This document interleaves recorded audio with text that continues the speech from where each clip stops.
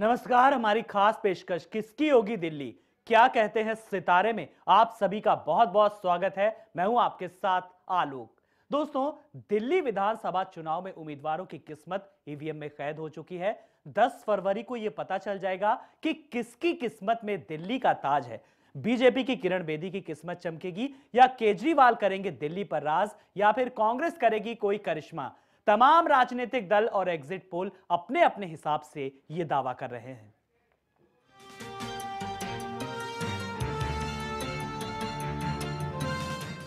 दिल्ली के दंगल में सभी सूरमाओं ने अपने अपने दांव चले। मतदाताओं ने भी अपने मताधिकार का इस्तेमाल किया। अब बारी सरकार की है, जिसके लिए 10 फरवरी तक का इंतजार करना होगा। लेकिन इस सियासी उबाल से यदि कोई लबरेज है तो वो है आम आदमी पार्टी। पार्टी को भरोसा है कि इस बार झाड़ू सब पर भारी पड़ेगी और सत्ता के गलियारे में उसकी दस्तक होगी। जीत के सपने बुन रही आम आदमी पार्टी के संयोजक अरविंद केजरीवाल भी इस ताने बाने को बुनने में पीछे नहीं है। उन्होंने तो बाकायदा यहाँ तक कह दिया कि बीजेपी पहले ही हार मान चुकी है, औपचारिक ऐलान होना बाकी है। पार्टी के इस सपने का कारण है तमाम एग्जिट पोल, जिसकी लहर पर बाकी पार्टियां हिचकोले खा रही हैं। लेकिन आम आदमी पार्टी की चुनाव कश्ती पार लगती दिख रही है, लिहाजा पार्टी को जीत की पूरी उम्मीद है। आम आदमी पार्टी भले ही सरकार बनाने का सपना बुन रही हो, लेकिन बीजेपी की माने तो आप ख्याली पुलाव पका रही हो और दिल्ली में कमल का खिलना तय है। दिल्ली चुनाव में जीत का स्वाद कौन सी पार्टी चखेगी, ये तो 10 फरवरी को ही साफ हो पाएगा। लेकिन चुनावी आंकड़े और चुनावी पंडित को आम आदमी पार्टी को ही अपना आशीर्वाद देते दिख रहे हैं, लिहाजा धुंधली ही सही तस्वीर कुछ हद तक साफ है। अभी नेता और सरकार दोनों का भविष्य ईवीएम में बंद है और इसके खुलने के बाद ही पता चलेगा कि चुनावी ऊंट किस करवट बैठेगा। Bureau report, Shri news.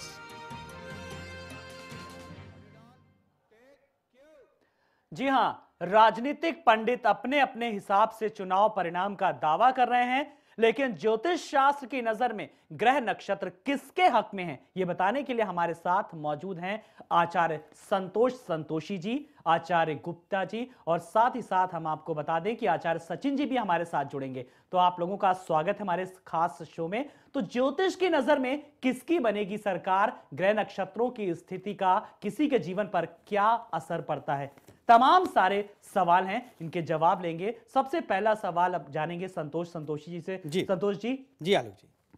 चुनाव के विधानसभा चुनाव 7 तारीख को संपन्न हो गए। बिल्कुल। एग्जिट पोल के नतीजे भी आने लगे हैं जी। अब, लेकिन जिस तरीके से अगर बात करें, जो सर्वे आए हैं जी, वो तो पर्टिकुलर अब आपकी सरकार बना रहे हैं, लेकिन ज्योतिष की नजर में किसकी सरकार बन रही है? बिल्कुल। देखिए आलोक जी, हम बताएंगे अपने दर्शकों को भी कि जो स्थिति इस समय चल रही है ग्रहों की, वो इसमें दो राय नहीं कि केजरीवाल जी के सितारे काफ़ी बुलंद हैं, और केजरीवाल जी के सितारों में बुलंदी यह शनिदेव की महान कृपा से मिली है।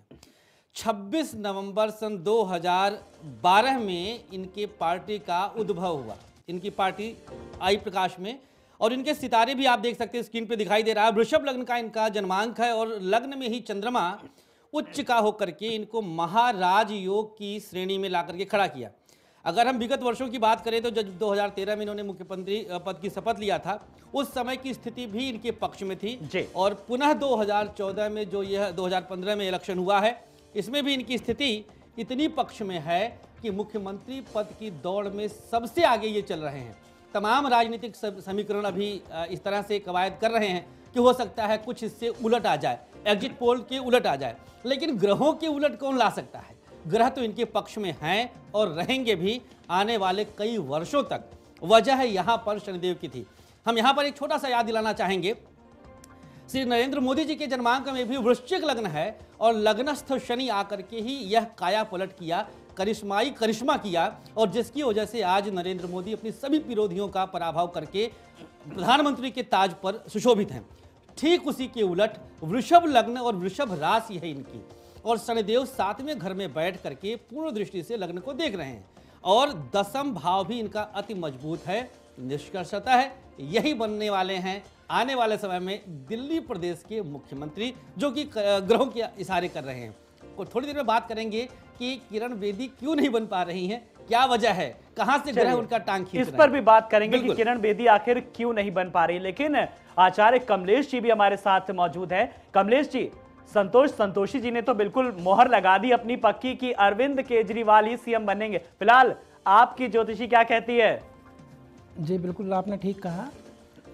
हमारे हिसाब से जो ग्रहों की पोजीशन चल रही है, भारतीय जनता पार्टी मार्जिन से आएगी, लेकिन बहुमत सरकार जो है बीजेपी की ही बनेगी।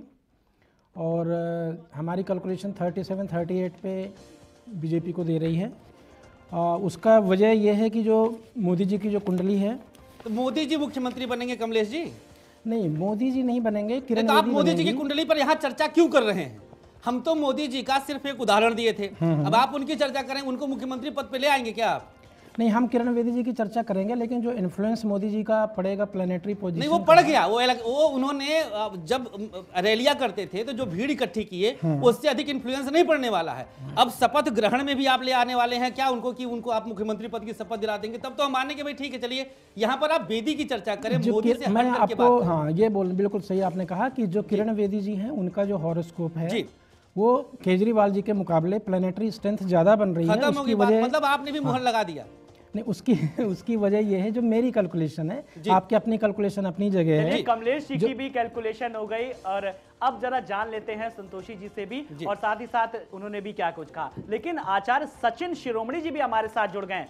सचिन शिरोमणि जी नमस्कार, बहुत बहुत आपका स्वागत है। सचिन जी, जिस तरीके से अगर बात करें तो आपकी सरकारी बनती नजर आ रही है, दोनों ने कहा, लेकिन अब आपकी गणित क्या कहती है? देखिए, सबसे पहले तो मैं ये कहना चाहूंगा कि जो किरण बेदी जी की कुंडली है उसके अंदर कहीं ना कहीं भाग्येश जो है, मुझे नहीं लगता कि उनका साथ दे पाएगा।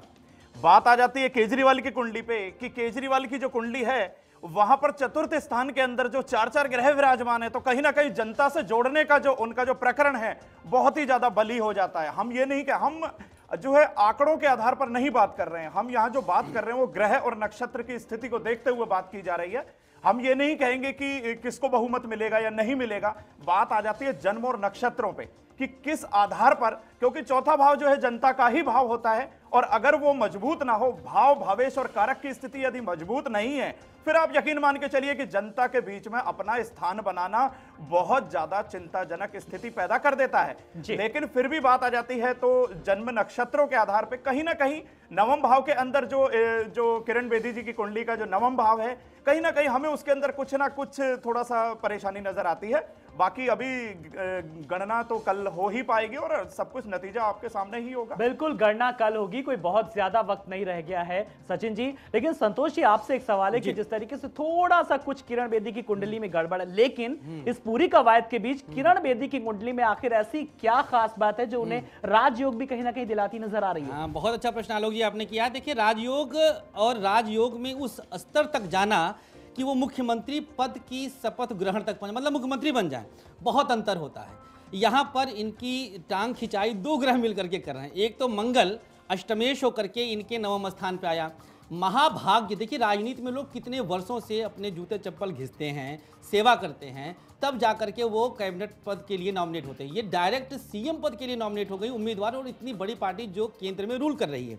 इसका मतलब इनका यहाँ तक तो मजबूती था, लेकिन केजरीवाल के साथ जब हम कंपीट करते हैं, इनको जब तुलना करते हैं, तो ये पूरी तरह से वीक होती हैं। नेतृत्व की क्षमता इनके अंदर है, लेकिन तानाशाही के रूप में है। इसके पीछे का वजह है शनि का छठे भाव पर पूर्ण दृष्टि से देखना। अपने सभी प्रतिद्वंदियों से अचानक से राजनीति में प्रवेश की और डायरेक्ट ये सीएम पद के लिए नॉमिनेट हो जाती हैं। यहां पर शनिदेव की स्थिति किरण बेदी जी के जन्मांक में ठीक छठे भाव पर पूर्ण दृष्टि से देख रहा। इससे आगे इनकी क्षमता नहीं है, बल्कि यही इनके बाकी जो इनके साथ कार्यकर्ता थे उन्होंने इनका साथ छोड़ा, अंदर अंदर खूब कलह कलेश किया। इन्होंने छल का भी सहारा लिया, क्योंकि वर्तमान गोचर में शनिदेव इनके चंद्रमा के साथ 7.5 की स्थिति में चल रहे हैं। ये तो पूरी तरह डिप्रेशन में जाएंगी, ये दवा खा करके इनको नींद आएगी, नहीं तो नींद भी नहीं आएगी। जो स्थिति इनकी आने वाले वक्त में होने वाली है ग्रहों की तरफ से, नहीं केजरीवाल अभी और कई सालों तक दिलों पर राज करेंगे, जो स्थिति इनकी चल रही है। जी, कमलेश जी से भी जानेंगे। कमलेश जी, जिस तरीके से संतोष जी ने कहा कि डिप्रेशन तक में आ जाएंगी, यानी कि अरविंद केजरीवाल जी का समय अब अच्छा आने वाला है। लेकिन मेरा सवाल आपसे किरण बेदी को ही लेकर है कि संतोष जी ने एक बात कही, डायरेक्ट एंट्री मारी और तुरंत सीएम पद की उम्मीदवार भी घोषित कर दी गई। यही बात क्या बीजेपी के लिए कहीं ना कहीं थोड़ा उसके लिए माइनस पॉइंट साबित हुई? नहीं, ये देखिए ऐसा है, इनका जो भाग्य का स्वामी शुक्र है वो 10th हाउस में है, और 10th हाउस का जो लॉर्ड है बुध वो 9th हाउस में है। तो ये 9th और 10th हाउस का एक्सचेंज जो योगा बन रहा है, यही इनको सीएम बनाने के लिए बहुत इम्पोर्टेंट है। दूसरी, जैसे कि इनका जो चंद्रमा है वो नीच भंग हो रहा है, क्योंकि उसका जो स्वामी है मंगल, वो मेष राशि में अपने ही घर पे है।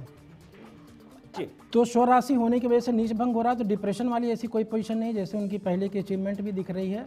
और उन्होंने जोर से स्वागत, मतलब जिस तरह से उन्होंने एनर्जी दिखाई है, इंथुसियाज्म दिखाया है, तो उसमें चंद्रमा के नीच का इफेक्ट कहीं प्रैक्टिकली दिख नहीं रहा है।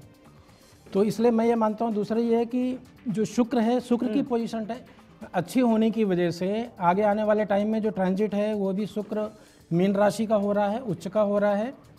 तो आगे आने वाले टाइम में दिल्ली को सीएम महिला ही मिलेगी, जो मेरा मानना है। जी, चलिए पूछ लेते हैं सचिन जी से भी कि सचिन जी, किसी ने कहा डिप्रेशन में आ जाएंगी, किसी ने कहा कि महिला सीएम दिल्ली को मिलेगी, आपके सितारे क्या कहते हैं? देखिए, सबसे पहले तो बात वही आ जाती है, जो चतुर्थ भाव है हमारा, वो हमारे मन का है और चतुर्थ भाव ही हमारी जनता का है। तो कहीं ना कहीं जैसे मेरे संतोषी भाई ने कहा कि वो डिप्रेशन में आ सकती हैं। देखिए, जब चौथा भाव ही कमजोर होने लगता है, कहीं ना कहीं जनता के बीच में स्थिति आपकी मतलब संदेहास्पद होने लगती है, तो मन में तो डिप्रेशन आना लाजमी होगा ही। तो कहीं ना कहीं ये तो मैं नहीं कहूंगा कि जैसा संतोषी भाई ने कहा कि वो डिप्रेशन की दवा खाएंगी, लेकिन हाँ, मन की स्थिति थोड़ा सा जो है चिंताजनक हो जाती है। फिर भी बेहद अपनी स्थिति को थोड़ा सा मजबूत करने के लिए इनको चतुर्थ भाव को बेहद स्ट्रॉन्ग करना चाहिए, ताकि जनता के बीच में अपना स्थान बना सकें। बिल्कुल, जनता के बीच में स्थान अपना बना लें। राजनीतिक पंडित अपने अपने हिसाब से चुनाव का परिणाम का दावा कर रहे हैं, लेकिन ज्योतिष शास्त्र की नजर में ग्रह नक्षत्र किसके हक में है, यह बताने के लिए हमारे साथ मौजूद हैं आचार्य संतोष कुमार संतोषी जी, आचार्य गुप्ता जी और आचार्य सचिन शिरोमणि जी। आप तीनों का एक बार फिर से हमारे इस खास शो में बहुत बहुत स्वागत है। ब्रेक में जाने से पहले संतोष जी, जिस तरीके से आपने बिल्कुल मोहर लगा दी अपनी की अरविंद केजरीवाल, लेकिन अगर सीटों की बात, हमने मोहर नहीं लगाया, ग्रह मोहर लगवा रहे हैं जी, अब जी। हमें ना कहिए, लेकिन हाँ, ग्रह इशारे ऐसे कर रहे हैं कि केजरीवाल पर मुहर लग रही है। जी, लेकिन मोहर लग गई, अब लग गई, जी। चलिए। लेकिन अब उसके बाद अगर सीटों की बात करें तो कितनी सीटें हैं, आपका आकलन क्या कहता है? बिल्कुल, देखिए, जो स्थिति फिलहाल अभी बन रही है ग्रहों की तरफ से, वह केजरीवाल जी के पक्ष में 40+ पे जाएगा। ये कंफर्म है, 40+ पे जा रहा है। भाजपा लगभग पिछली बार जो चुनाव हुआ था, नहीं चल पाई सरकार, केजरीवाल जी को इस्तीफा देकर के भागना पड़ा, उसका लांछन भी काफी लगा इनके ऊपर। उससे कम 20 से 25% सीट घटा रहे हैं ये भाजपा वाले। लगभग मान करके चलें कि बहुत ज़्यादा पाए तो 20 से 22 सीट से अधिक नहीं पा रहे हैं फिलहाल। बेदी के आने की वजह से हुआ, मैं बार बार बेदी का नाम लूंगा। नेतृत्व, सेनापति है कौन, किसके आधार पर उसकी सेना चलती है? सेना का एक एक सैनिक मिलकर के ही सेना बनाता है और सेना ही किला फतेह करती है, अर्थात राज्य पर राज करती है। और यह जैसे ही जिस दिन बेदी का पदार्पण हुआ, उसी दिन भाजपा लगभग हार चुकी थी। ये उसी दिन हुआ है हार। और केजरीवाल तो धीरे धीरे दिलों पर राज करते ही गए। ग्रह भी देखे तो इशारा यही कर रहे हैं फिलहाल। जी, बात करेंगे सचिन जी से। अगर केजरीवाल मुख्यमंत्री बन भी जाते हैं तो क्या 5 साल तक सरकार चला पाएंगे? कहा जाता है कि केजरीवाल वहीं कहीं टिक नहीं पाते हैं पूरी तरीके से। सचिन जी, देखिए, मुझे तो ऐसा लगता है कि कहीं ना कहीं जनता के दिलों में जब स्थान ये बना रहे हैं, और ग्रहों की स्थिति भी इस गोचरवश जो यही बनी हुई है कि कहीं ना कहीं इनको फायदा होता हुआ नजर आता है। और मुझे ऐसा लगता है, जो ग्रह और नक्षत्र के हिसाब से जो इनकी कुंडली बन जाती है यहां पर, कि इनको जनता का साथ देना चाहिए। जब जनता इनके चतुर्थ भाव को मजबूत करने के लिए सक्षम हो गई है, तो कहीं ना कहीं इनको भी जनता का साथ देना चाहिए। और मुझे ऐसा लगता है कि कहीं ना कहीं ये होगा क्या, ये बताइए ना। आप चाहिए। चाहिए क्या? चाहने तो हम बहुत कुछ कहते हैं, हम तो चाहते हैं कि मोदी जी बन जाए हमारे दिल्ली के मुख्यमंत्री, लेकिन चाहने की बात छोड़िए, होगा क्या ये बताइए ना। मुहर लगाइए आप भी। बिल्कुल, मैं यही कह रहा हूं कि कहीं ना कहीं ये बहुमत की ओर बढ़ते हुए नजर आ रहे हैं। फिर और कहीं ना कहीं जो स्थिति इस समय ग्रहों की बनी हुई है, अगर किरण बेदी जी की यहां हम बात करेंगे, तो जो कन्या लगन की कुंडली यहां पर बन जाती है, तो कहीं ना कहीं बस स्त्रियों का जो थोड़ा सा एक समावेश इनकी तरफ बढ़ता हुआ मुझे ज्यादा नजर आता है। क्योंकि दशम भाव का संबंध जो है, जैसे ही मिथुन लगन के मिथुन राशि के अंदर जो शुक्र इनके दशम भाव में